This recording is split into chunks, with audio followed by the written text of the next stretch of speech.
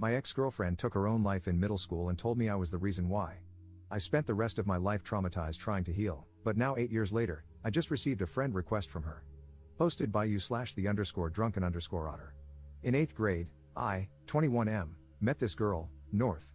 She was in my band class, and the two of us hit it off. I asked her out on a movie date, and from there, we became boyfriend and girlfriend. She was my first girlfriend, and things were going alright, until her dad got a new job across the country in California.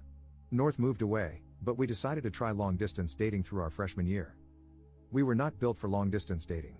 I couldn't protect her from bullies, hug her when she was crying, or tell her it was going to be alright when she told me about her depression. We got into arguments about God knows what but decided to keep the relationship going because her dad was trying to transfer back closer to our hometown.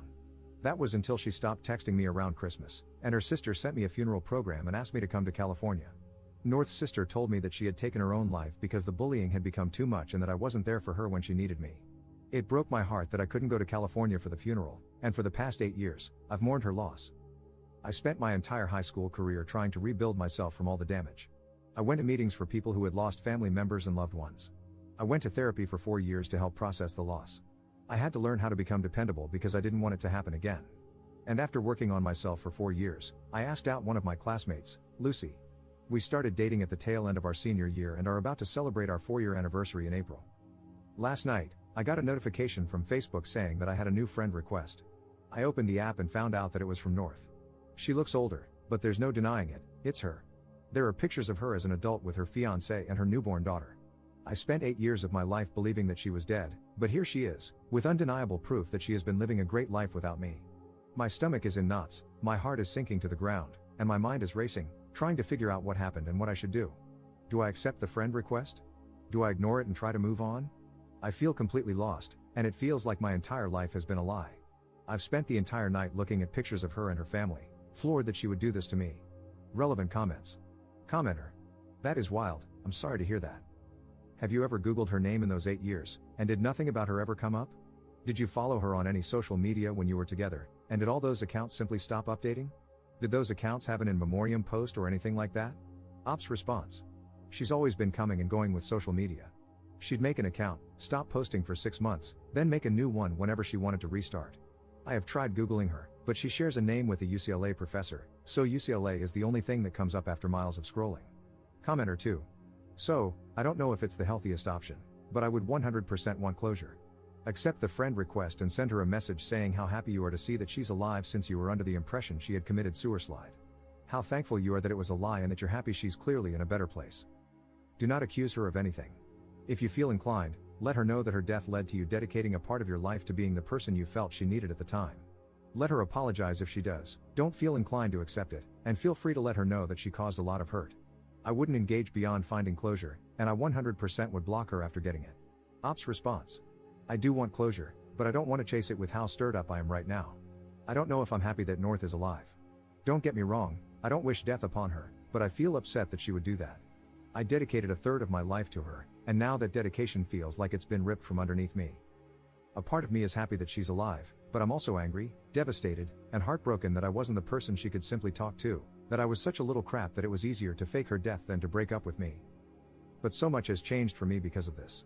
I'm happy with how my life is turning out, but so much of that came from wanting to do right by her memory. And now it's just, I don't know what it is, but I know it sucks. Update same day. Thank you to all who have responded. I want to get to each and every one of you, but for now, I hope this update will do.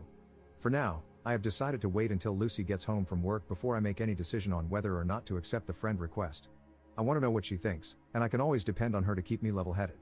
But until then, I just kinda want to sort out my feelings. I remember the day I found out about North's supposed death. It was a few days before Christmas, and the snow had just started to hit the ground. I remember walking to the edge of the neighborhood along Main Street. I sat on the sidewalk, watching the cars, thinking about how, if I walked onto the road, they wouldn't be able to stop. I was sitting there on the sidewalk, contemplating for what felt like hours. It was there that I decided I wanted to keep living. It was the most important choice of my life. But now that choice feels hollow. It feels meaningless. Every decision I've made since then has come from that choice I made 8 years ago, and now it feels empty and without promise. I'll keep you guys updated on what Lucy and I decide. Please don't think for a second that I plan to do anything drastic, I really don't, and I want to keep making that choice to live. But for now, I just need to figure out my meaning. Second update 2 days later. I accepted the friend request. After Lucy and I talked about it, we agreed that the possibility of getting some sort of closure would be worth it. So I accepted the friend request and sent out a text saying hello. About half an hour later, I received a notification that North had responded. We started talking a bit, discussing how our lives had been. Turns out, she and her fiancé were in town visiting family, and it made her think about all the hurt she had caused me. She said she wouldn't feel comfortable moving on with her relationship without knowing if I was okay. She tried to apologize, saying that we were dumb kids and that it seemed easier to ghost me instead of breaking up with me. She told me all about how, in some messed up teenage way, she thought that giving me an explanation for her ghosting me would make it easier for me to move on, so she and her sister concocted the whole story. I told her about the years of therapy, the years of loneliness, and how guilty I felt when I started dating again. I told her how I used to think she was the one for me, even through the nights of arguing, and that she had hurt me more than if she had just thrown me away. And I told her that, in some weird way, I'm thankful to her. Her death changed me for the better, and I would not be the man I am today if it weren't for her. I then texted, having said that, I will not accept your apology. It's a shallow attempt to free your guilty conscience before you get married. If you were really sorry, you would have said something sooner, you would have apologized sooner, or you wouldn't have done it at all. You took the coward's way out, and I do not forgive cowards. She said she understood but hoped that one day I could move past the hurt she caused me and find it in my heart to forgive her. I took screenshots of the whole conversation and sent them to her fiancé. I don't know if he knows the story between me and her, but now he has enough of an idea that they can start the conversation. I hope they figure out how to move past it. After all, they look very happy together, and the mistakes of a teenager shouldn't affect her current life. However, I'd be lying if I said there wasn't a part of me hoping it crashes and burns. I know this is not the update some of you wanted. Some of you really wanted me to bully my way through the conversation or play mind games to mess with her. But that is not who I am, nor is it who I want to be. On the bright side, I can now truly move on from the relationship that cost me 8 years of my life and put the whole story of North behind me. Thank you to everyone who helped me find the courage to face this head on, thank you to everyone who sent kind words, and thank you to the guy who DM'd me the number for the sewer slide hotline. I won't need it for the foreseeable future, but I appreciate it nonetheless. Notable comments. Commenter. All of that seems just so unnecessary. I want to break up with him, but I'm a coward, so I don't want to tell him directly. So, I'm just gonna ghost him because that's easier than breaking up with him.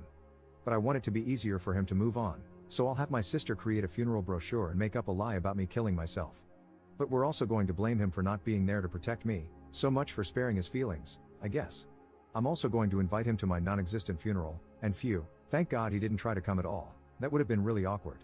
Commenter 2. There is 0% chance that the intent was to make it easier for him to let her go. It was to hurt him because she was mad at him. She was mad that he could not be physically present. That's why her sister said she killed herself, because he couldn't be there for her.